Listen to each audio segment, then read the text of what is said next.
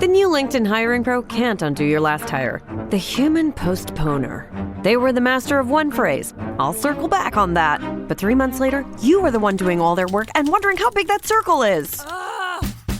But LinkedIn Hiring Pro can take the hiring load off your plate. By automating the hiring busy work from the initial job post to scheduling interviews. Hire right the first time with LinkedIn Hiring Pro.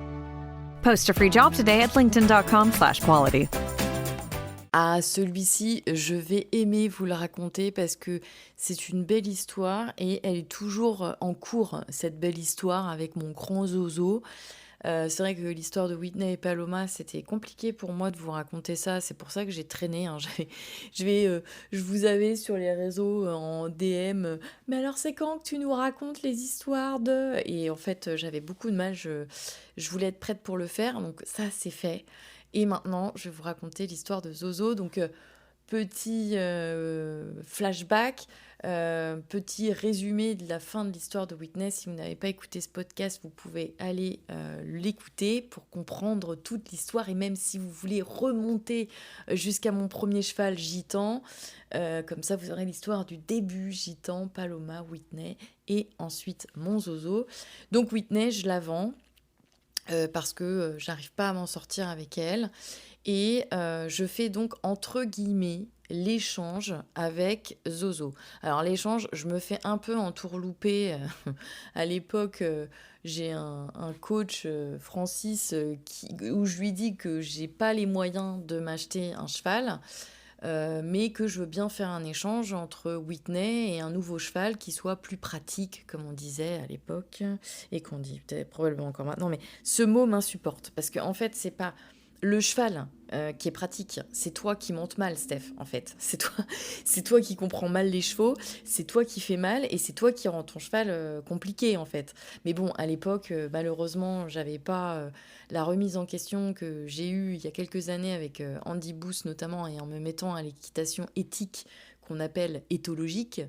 Et c'est vrai qu'aujourd'hui, avec tout ce que je sais, bah c'est pas un problème de cheval, hein, c'est un problème de nana en fait, de meuf qui comprend pas le cheval et qui fait mal. Donc forcément, quand le cheval comprend pas, bah il se rebelle, il se révolte. En plus, si le cheval a des problèmes de santé, bah ça n'aide pas. Donc ce qui était le cas pour Whitney notamment. Donc voilà, bref, on va pas y revenir, on va essayer de se pardonner, on va essayer d'être plus tolérant avec soi-même, hein, Steph, sois tolérante avec toi-même, sois tolérante avec toi-même. Bon, bref, donc je fais pseudo-échange, sauf que Francis à l'époque me dit oui, oui, oui, oui, oui, oui, oui, oui, oui, oui. Et en fait, j'arrive pour essayer le cheval, mais en fait, c'est pas un échange, c'est qu'il faut que je rajoute de l'argent. Donc je me rappelle qu'à l'époque, quand je vois Zozo, que je l'essaye, machin, ça se passe bien, je me dis, bon, putain, faut que je fasse un prêt, quoi. Donc, les gars, je fais un prêt pour m'acheter un cheval. Bref, moi, ça me paraît dinguissime aujourd'hui, parce que je vois pas à quelle heure on fait un prêt pour se mettre, pour acheter un cheval. Si tu peux acheter un cheval, tu l'achètes, sinon tu l'achètes pas. Mais bref, bon, il y a probablement plein de gens qui font des prêts pour acheter des chevaux, mais moi, c'est vrai que j'ai un problème avec ça. J'ai eu très peu de prêts dans ma vie. Sauf pour la voiture et la maison. Mais sinon, j'ai jamais fait de prêt à la consommation ou des trucs comme ça. Et c'est vrai que ça me paraissait dingue de faire un prêt pour mon cheval. Mais bref, j'ai fait un prêt pour acheter Zozo, voilà. Et du coup, donc j'arrive chez un marchand de chevaux qui est un cavalier aussi professionnel de CSO. Et en fait, par contre, Francis, mon coach de l'époque, avait vraiment bien expliqué ma demande et avait vraiment insisté pour que j'ai un cheval pratique, facile, amateur, froid, qui pète pas de câble et blablabla. Bon, bref. Donc j'arrive, j'essaye 2 chevaux, j'essaye Zozo et j'essaye une jument.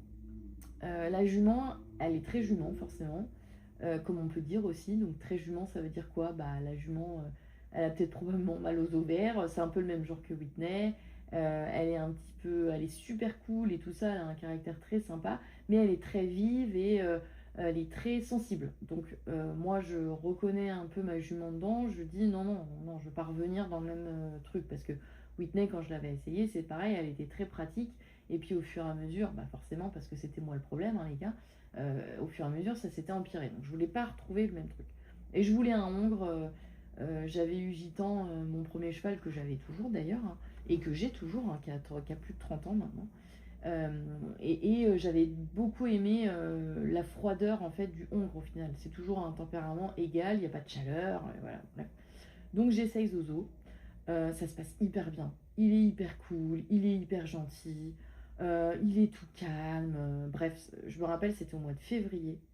Alors l'année, hmm, aucune idée. Je crois que c'était février, ça devait être février 2013 ou 2012 ou quelque chose comme ça. Et 2013, ouais, 2013 les gars. 2013, ouais. C'est février 2013. Et donc, bref, il faisait froid, machin et tout ça, bref. Et ça se passe super bien. Je saute, j'enchaîne et tout ça. Et j'ai un peu les mêmes sensations qu'avec Paloma à l'époque. Où pareil, c'était une jument très très froide, qui sautait très bien, donc super.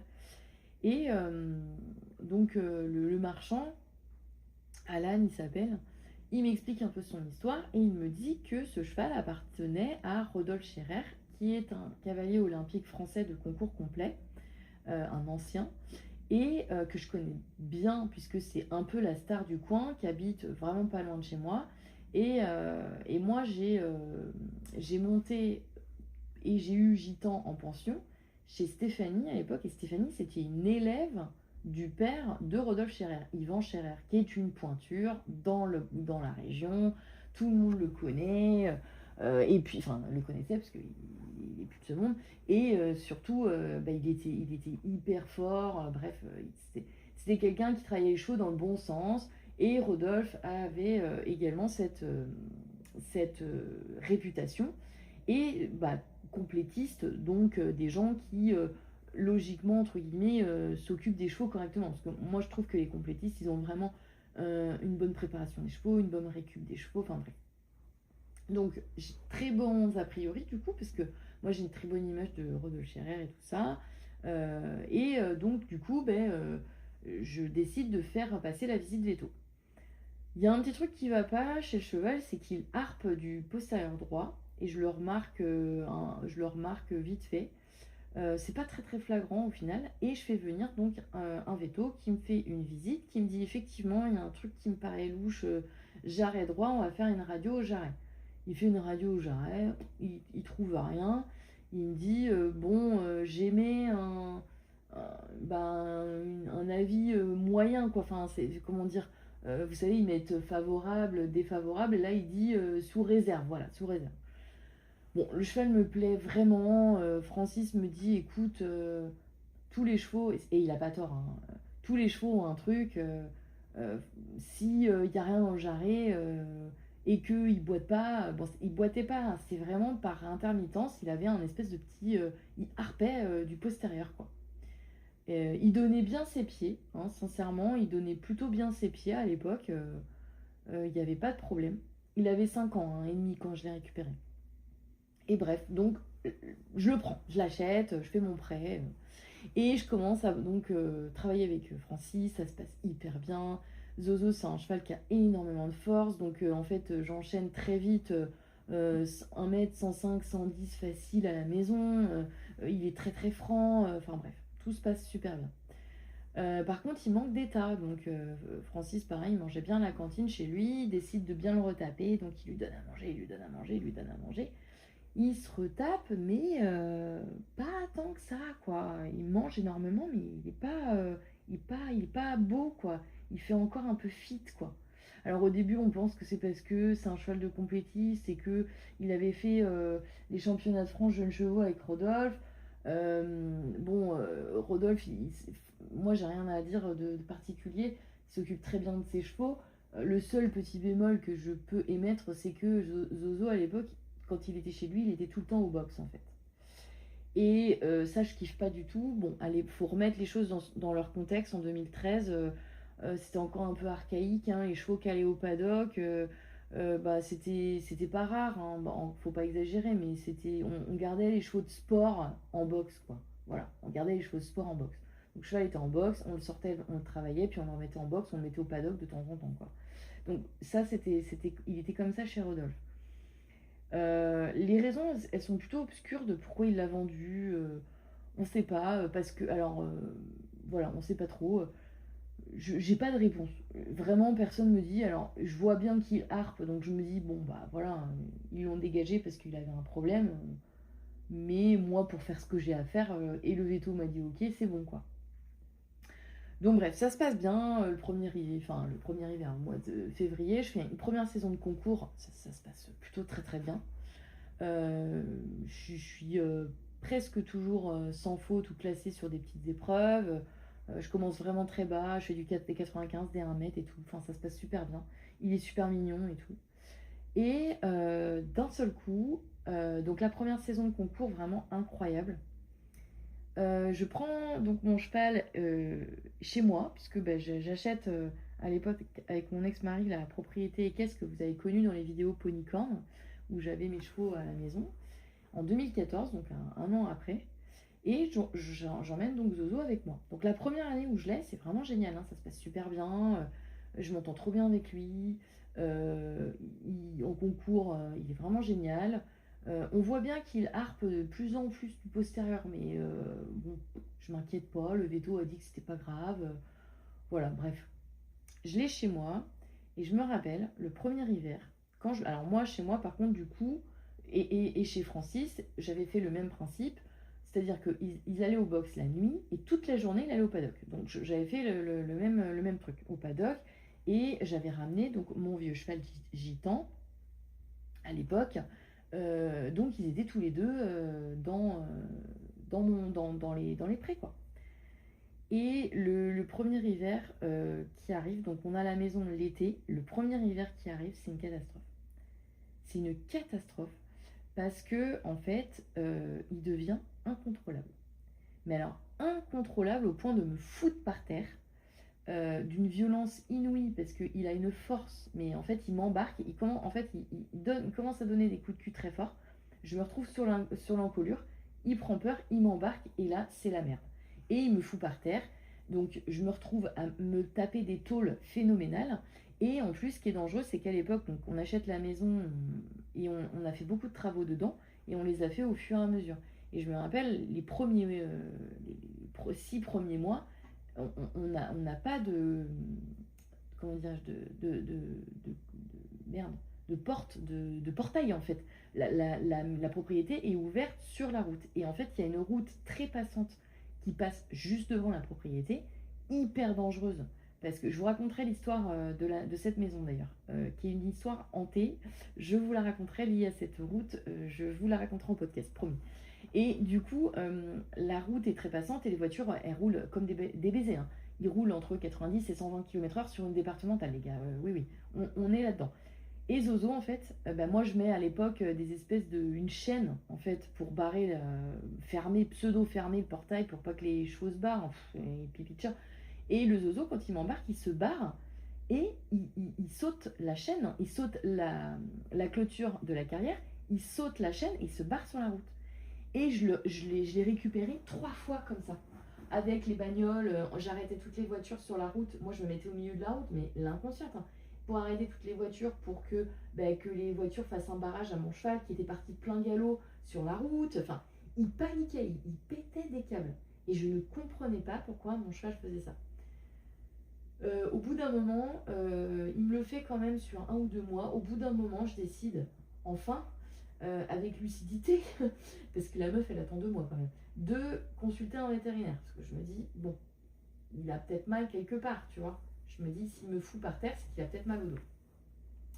Je vais jusqu'à Nantes, donc c'est 1 heure de route de chez moi, pour l'emmener chez un vétérinaire qui est très fort, entre guillemets, qui est réputé en tout cas, et qui voit des chevaux de sport de haut niveau.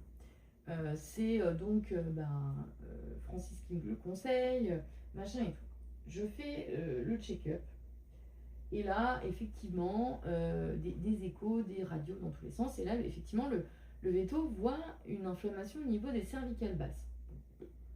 Ok, il dit que c'est pas grave, que c'est probablement un peu d'arthrose et qu'il faut infiltrer. Bon, je lui fais un Tildren, je l'infiltre, je le shoot. Forcément, le Tildren, hein, pour tous ceux qui connaissent, ça endort la douleur, mais ça ça ne règle pas la cause, hein. On va endormir la douleur, c'est un puissant anti-inflammatoire qui fait effet sur de nombreux mois, voire une année complète. Et voilà, donc il me donne un protocole à faire, il faut le muscler dans le bon sens, mais il est musclé vraiment dans le bon sens. Donc je vois pas ce que je peux faire de plus, mais il me dit éviter de le collecter, bref, comment dire, de le monter très rond devant, enfin en roll cure. Je lui dis pas de problème, je fais du saut d'obstacle et je suis pas du tout le genre de nana à monter en roll cure, quoi. Il me dit oui, du coup faut peut-être le monter un petit peu plus, le nez au vent, pas trop rond, machin, bidule. Donc c'est ce que je fais, je change complètement ma façon de travailler, je le monte beaucoup moins rond. Et j'essaye surtout d'aller lui faire emmener le bout du nez devant. J'ai tout un protocole de rééducation à faire. Et ce que je fais, ça se passe très bien. Le cheval est forcément beaucoup mieux. Le Tidraine, ça lui a enlevé toutes les douleurs. Et il me fout plus par terre. Je reprends la saison de concours. Ça se passe très très bien en début de saison. C'est super. Et en fin de saison, rebelote. Il commence à s'arrêter dans les concours, chose qu'il fait jamais.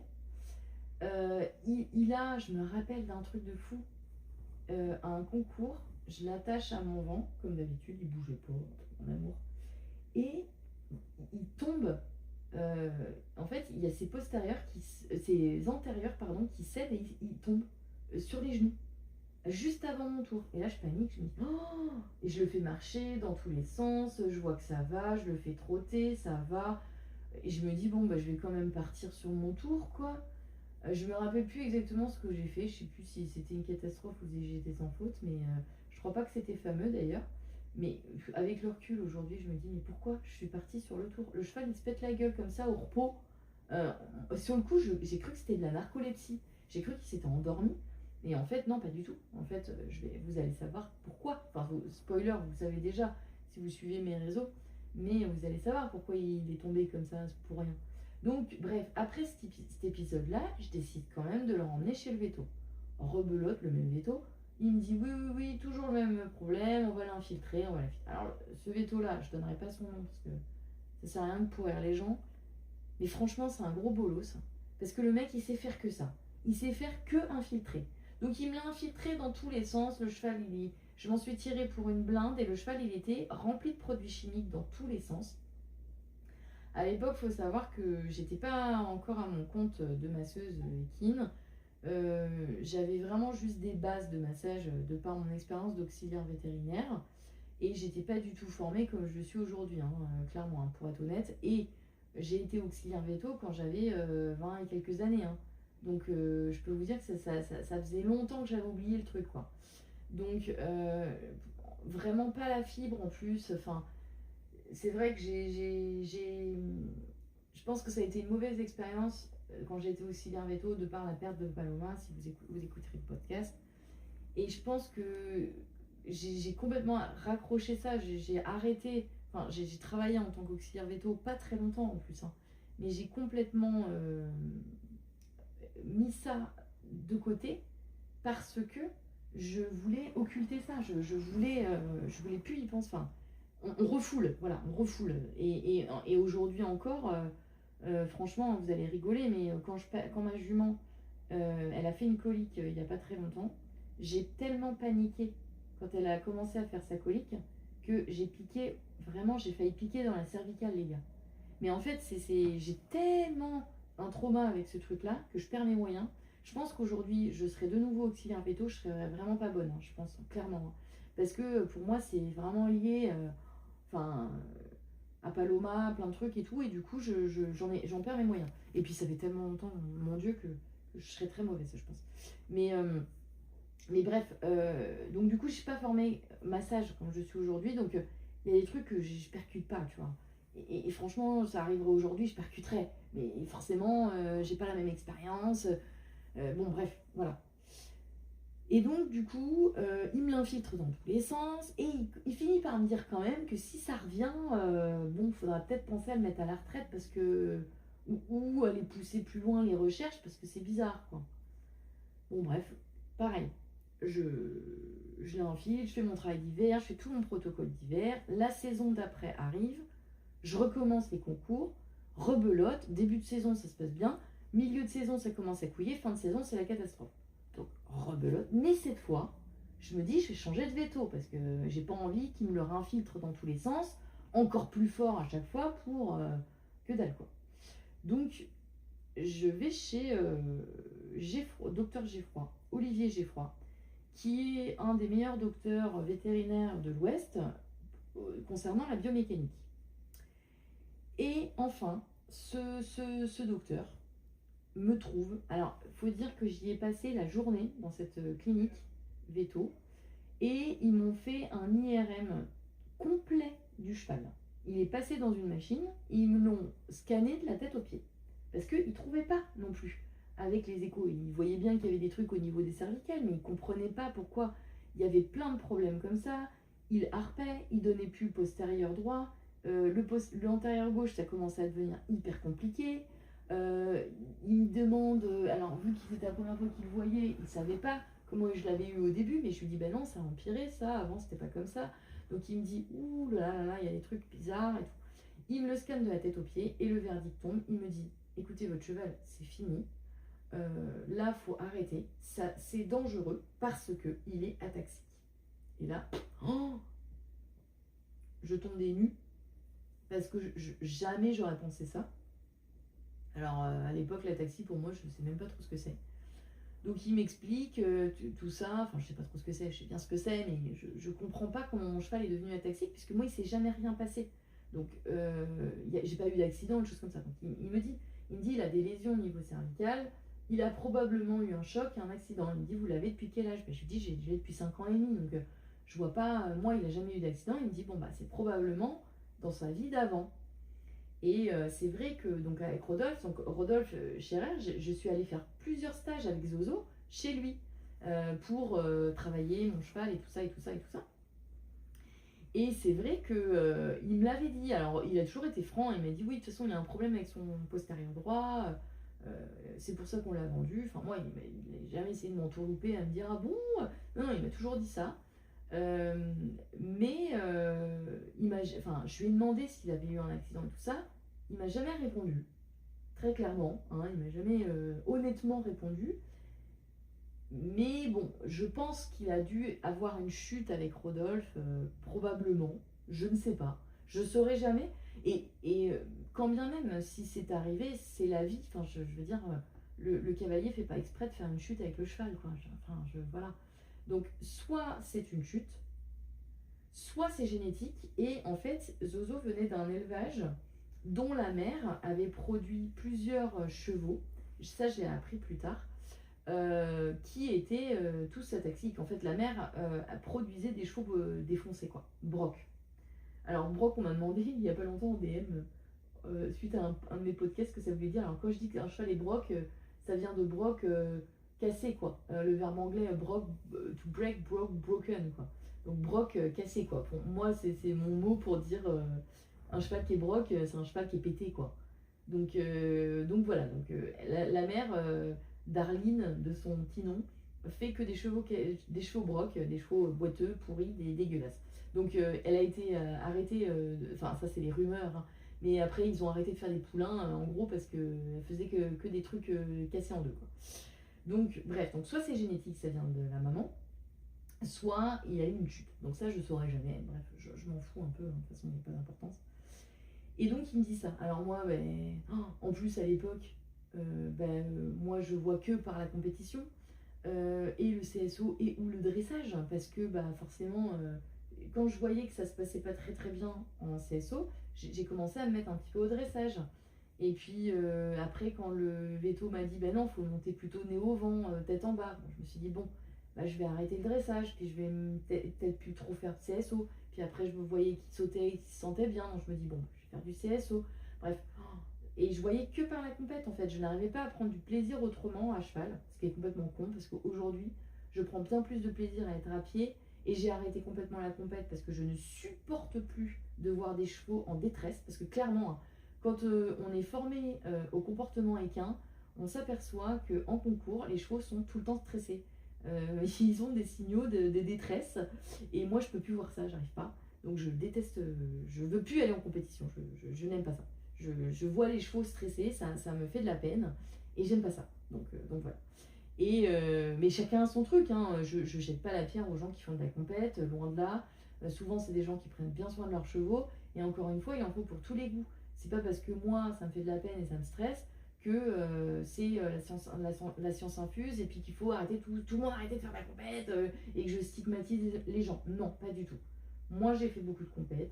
Je suis totalement tolérante et open que voilà, chacun voit midi à sa porte, chacun monte les chevaux comme il a envie de les monter, du moment que ce soit dans le respect. Moi, j'ai un peu de mal quand c'est moins fait dans le respect, mais bon, voilà, j'essaye d'être open et tolérante.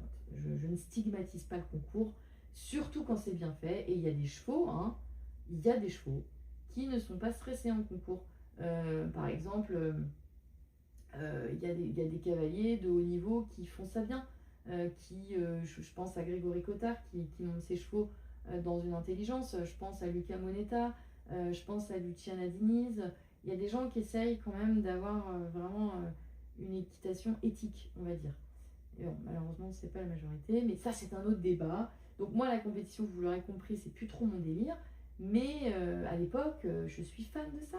J'ai de l'adrénaline et du plaisir comme ça.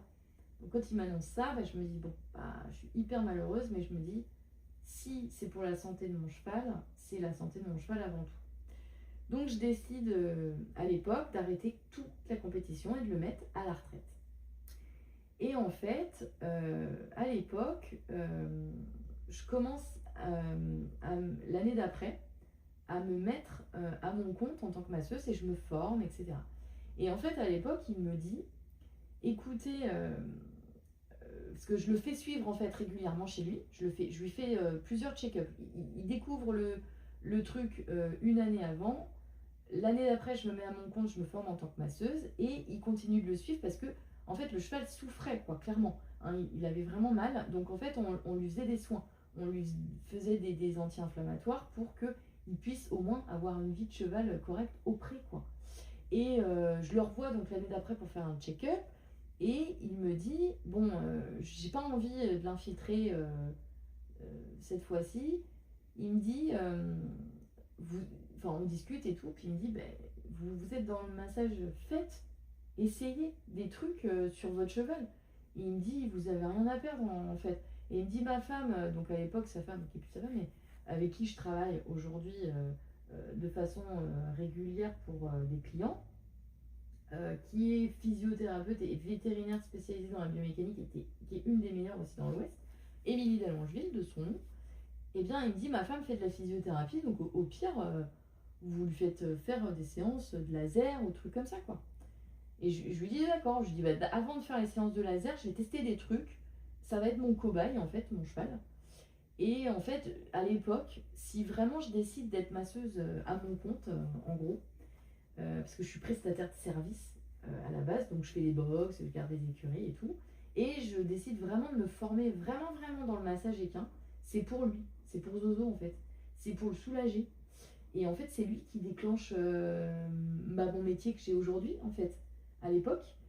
Et donc je me forme, je pars me former, et quand je reviens, je décide, donc je pars me former chez un physiothérapeute belge.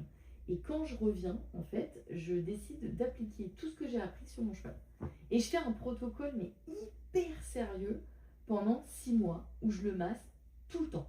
Au début, je le masse tous les jours, après tous les 2 jours, après tous les 3 jours, après tous les 4, et ainsi de suite. Et je tiens un espèce de journal de massage, et je le masse je fais un protocole à la fin où je le masse toutes les semaines, tous les 15 jours, et ce pendant 6 mois. Les résultats sont incroyables, mais vraiment incroyables, à tel point que le cheval ne boite plus. Le cheval, il reprend de l'état. Il me donne son postérieur beaucoup mieux. En fait, il arrive à me le donner, parce que pendant un moment, je ne pouvais même plus le prendre. Et du coup, parce qu'il est toujours suivi par des maréchaux en plus à l'époque, donc ça devient un calvaire. Et du coup, je le vois tellement bien, je le vois jouer dans le pré, je le vois faire des cabrioles dans le pré, je le vois tellement bien que je décide de le remonter en fait. Je me dis, bon bah je vais le remonter en fait, je vais le remonter en balade. Donc je le remonte en balade. super. Je commence à faire des trottings, super. Je me dis, bon, bah, je vais le remonter vite fait sur le plat, quoi. Je commence à le monter sur le plat, donc je suis chez moi, hein, j'ai mes installations et tout. Il est super, il est super super. Alors je fais hyper gaffe, je l'incurve pas, je le mets pas rond, je le longe pas non plus, hein, je le travaille en liberté, je fais tout un protocole super gaffe et tout, puisque ben, on est dans la formation de massage que j'ai, on est aussi formé à l'anatomie, puis moi j'étais formée à l'anatomie équine aussi, de par ma formation de aussi un veto. Donc je comprends parce que le veto m'a expliqué que faut pas que je fasse telle et telle chose, machin et tout. Et puis, ben, je me dis, ben, putain, il est bien, donc je vais sauter des petites croix dans ma carrière. Je commence à sauter des petites croix dans ma carrière. Et puis, je commence à travailler avec une copine qui est monitrice, à qui qui deviendra une copine, Candice, à qui je fais des stages. Bah, quand je me forme en massage, en fait, je commence à faire des stages, je commence à faire des massages aux gens aussi, et je commence à en faire mon métier finalement.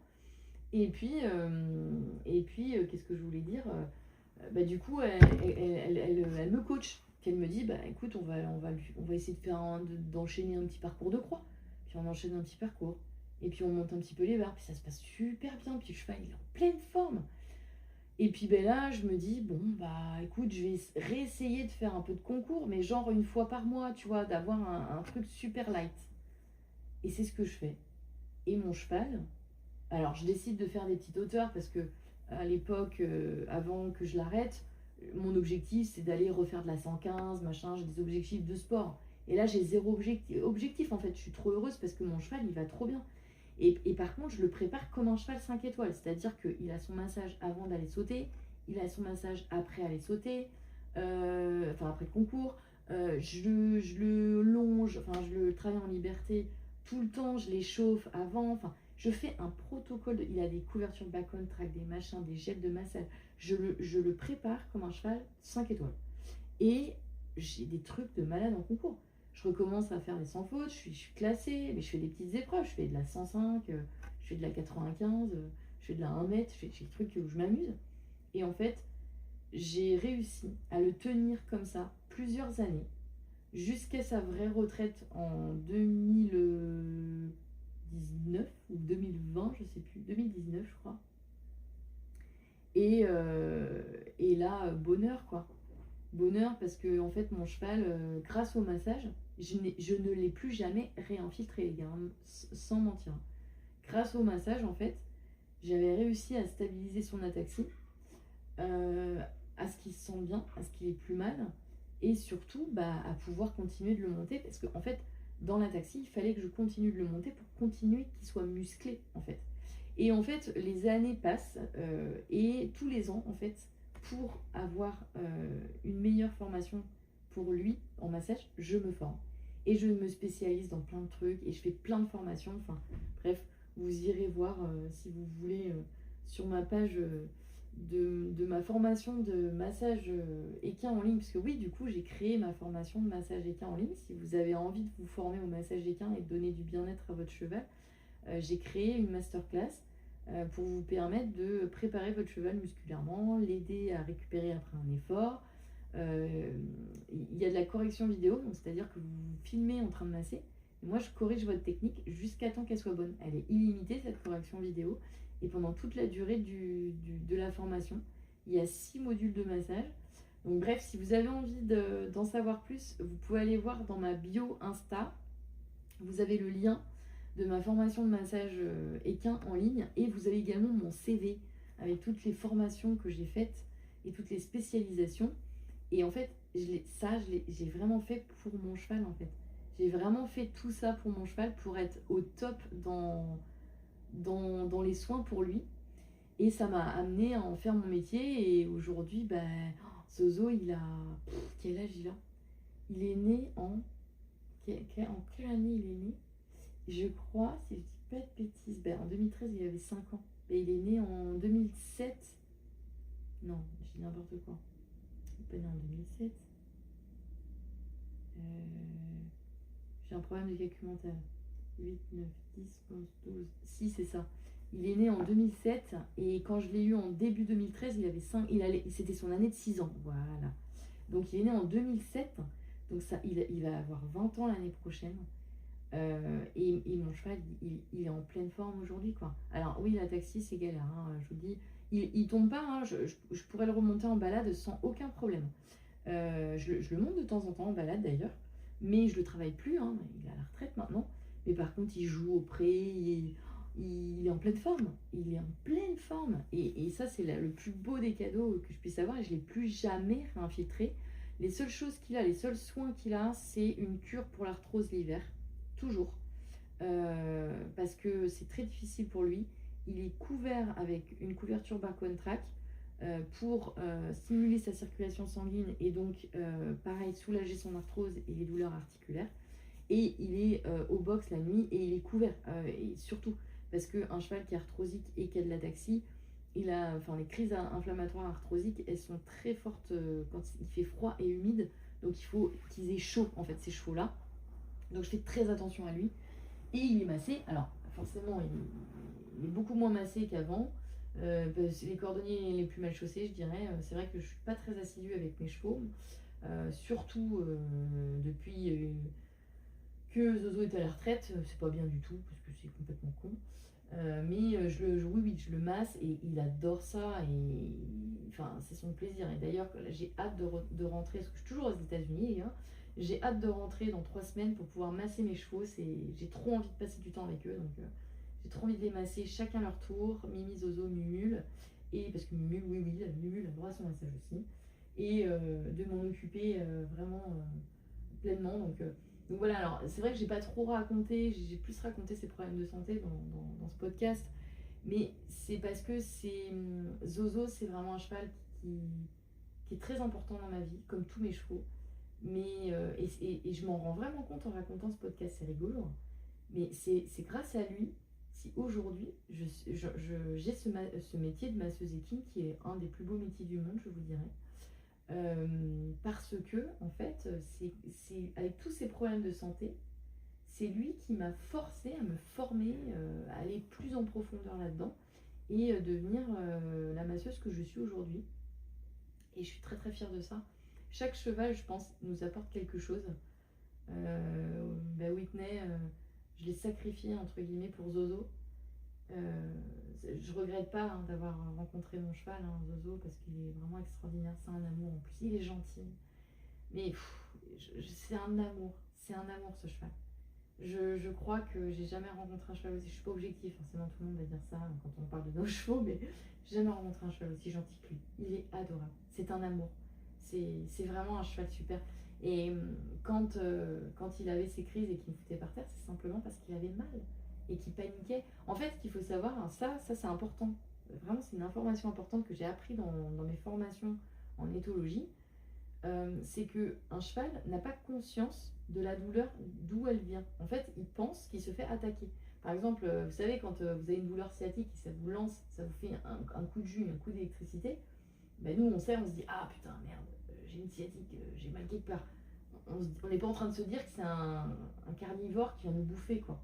Non, alors que le cheval, oui, le cheval n'a pas conscience que ça vient de son corps et qu'il a mal en se bougeant ou en faisant un faux mouvement. Donc en fait, les chevaux, quand ils ont mal comme ça, quand ils ont des décharges et des très grosses douleurs soudaines, ce qui était le cas de Zozo, eh bien, ils paniquent parce qu'ils pensent qu'ils se font bouffer, quoi. Ils pensent qu'ils sont attaqués. Donc ça crée des chevaux qui embarquent, des chevaux qui ruent, qui donnent des coups de cul, qui paniquent en fait. Et Zozo, c'était ça, il paniquait, il me foutait par terre. Enfin, mais j'en ai des anecdotes à vous raconter.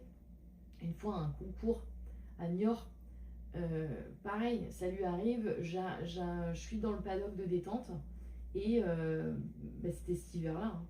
Il arrive, il pète une pile, je me retrouve sous l'encolure, et là, il m'embarque, mais comme un malade. Il m'embarque comme un malade mental. Et en fait, il arrive droit sur le pare-bottes du manège, qui était immense. Et là, je me dis, putain, il va me sauter par botte. Parce qu'en fait, il avait l'habitude de sauter tout ce qui bougeait quand il était comme ça. Enfin, tout ce qui bougeait. N'importe quoi. Le lapsus. Oh, la honte. De sauter comme tout ce qui bougeait. Comme quand on parle d'un charreau. Pas du tout. Excusez-moi. Oh, le lapsus de merde. Alors, je vais pas le couper ça. Je monte pas mes podcasts. Donc vous entendrez la boulette. C'est pas grave, rien à battre. C'est drôle. Donc il sautait, en fait, il avait l'habitude de sauter les trucs qu'il y avait en face de lui. Il y avait un pare-bottes, il sautait, il y avait une chaîne, il sautait, il y avait une clôture, il sautait. Donc là, je me suis dit, putain, il va sauter le pare-bottes du manège, il y avait des gens derrière, il va atterrir dans les gens, ça va être la catastrophe. Et non, heureusement, il s'est arrêté juste la tête dans le pare-bottes, et puis moi, dans le pare-bottes. Donc, mais combien de fois il m'a foutu par terre, quoi. Et ça a duré un hiver, c'était cette merde, ça a duré 2 mois, où au bout d'un moment, je me suis posé des questions, à me dire, faut peut-être que je l'emmène chez le vétérinaire. Voilà, bref. Donc après, vous avez l'histoire, mais voilà. Donc aujourd'hui, il coule une retraite paisible, où il est meilleur ami de Floyd et de Mimi, surtout. Il a une relation avec Mimi qui est très particulière. Il l'a connue toute petite, hein, il l'a connue, elle est arrivée à la maison, elle avait 6 mois. Hein. Donc c'est un peu le tonton. Et Mimi, c'est son pilier. Hein, sans Zozo, elle est très très perdue dans sa vie. Et voilà. Et donc la prochaine histoire, jolie histoire, ce sera l'histoire de Mimi. Et là, ouais, il y a plein de trucs à dire.